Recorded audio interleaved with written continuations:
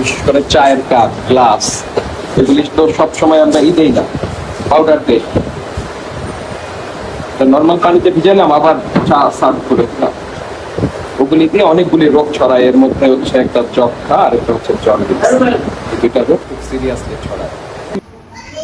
ঠিক এই একটা কারণেই আমার স্ত্রীকে বাইরে নিয়ে কোনো চায়ের দোকানে চা খাওয়াতে গেলে আগে জিজ্ঞেস করে আপনার এখানে কি অন টাইম গ্লাস আছে, অথবা সেই কাপটা খুব গরম জলে অনেকক্ষণ ভালো করে ধুয়ে দিতে হবে যদি একান্তই খাওয়ার ইচ্ছা হয়।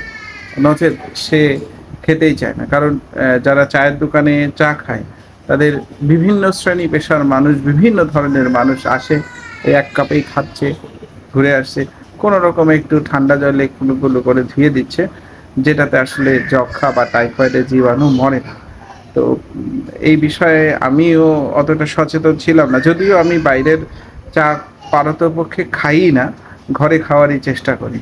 তো আপনারাও যখন বাইরে চা খাবেন তখন আপনারা একটু সাবধান বা একটু সচেতনতার সঙ্গে দেখবেন যে ওই গ্লাসটা সঠিকভাবে পরিষ্কার করে আপনাকে চা দিচ্ছে কিনা। ধন্যবাদ। সবাই সুস্থ থাকুন, ভালো থাকুন।